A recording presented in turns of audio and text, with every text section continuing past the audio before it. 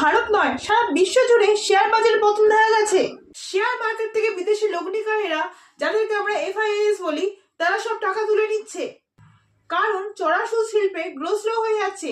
বাজারে পণ্য দ্রব্যের চাহিদা কিছুটা কমে গেছে রফতানি, বেড়ে গেছে আমদানি।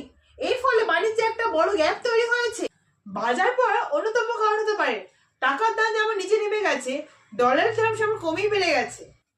বিদেশি সংখ্যাগুলো 5 দিনে 15,828 কোটি টাকার শেয়ার বিক্রি করেছে। সারা বিশ্বে এখন অস্থিরতার প্রভাব কিছুটা কারণ। তার মধ্যে থেকে একটি ভালো খবর আছে, ফ্রাইডেতে আমেরিকার বাজার কিন্তু বেড়েছে। ডাউ জোন্স বেড়েছে মাত্র 500 পয়েন্ট। তার মানে ইন্ডিয়ান মার্কেটের জন্য কিন্তু সুখবর।